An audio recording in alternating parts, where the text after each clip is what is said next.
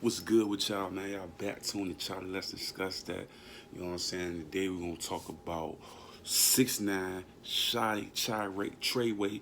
You know what I mean? We're gonna talk about it today, man. I just seen the news clip joint, man, and I just read one of the quotes from Tr3yway, man, that he said before he left the courtroom towards 6ix9ine or whatever.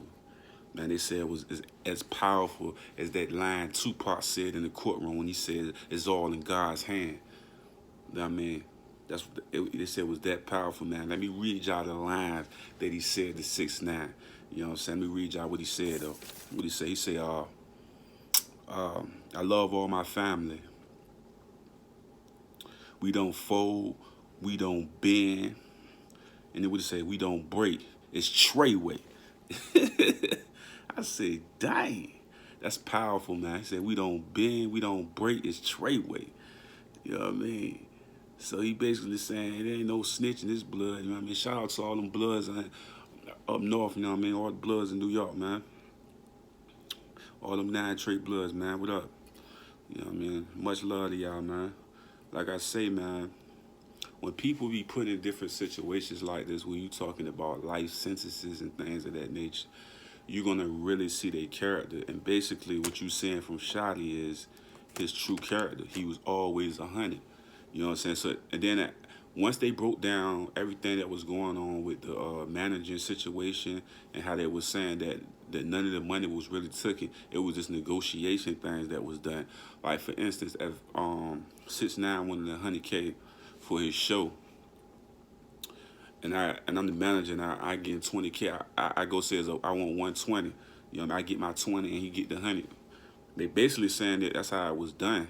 You know what I mean? Some of the money was going towards the manager or whoever was making the deals for those things. So they basically was saying that it wasn't nobody stealing anything. So I'm going back to all of that, and I'm trying to figure out where's the miscommunication came from, and where did he get those ideas like that? So I'm like, maybe somebody that was around was leading them to the wrong path or something. But let's get off of that and let's get back on this court situation now. So now they in court right now, and they dealing with all these different charges and stuff like that. Now you about to see the true character of 6ix9ine, and we already see with Shotti, he already said his line. You know what I mean? He love all his family. He said, what he say? I love all my family. And then he was like, we don't fold, we don't fall, we don't bend, we don't break Tr3yway. So he basically saying he ain't saying nothing, he ain't got nothing to do with nothing. You know what I'm saying? But a lot of the charges was like, they just, a lot of allegations, they don't have proof of any of this stuff.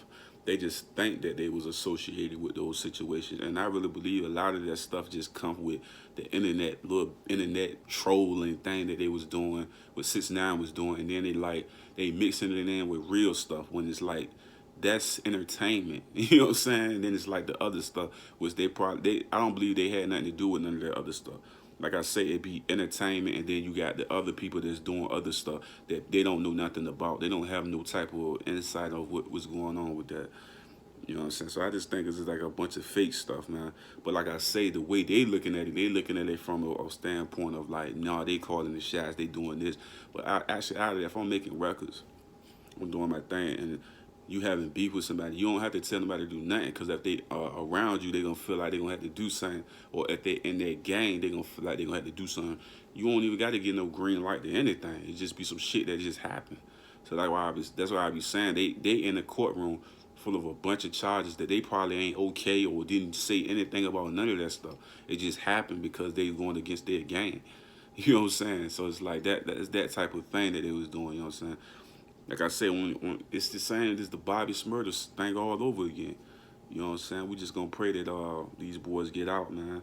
You know what I'm saying? Get free and don't get locked down for no life and all of that. Because at the end of the day, man, you have people out here trying to survive and try to feed their family with the trolling. That's like Charlamagne the God had told 6ix9ine about this. He said, this gonna lead you to a bad path. He was telling him this the whole time. Like, because the more these incidents happen, they putting your name to it, and you don't got nothing to do with this stuff.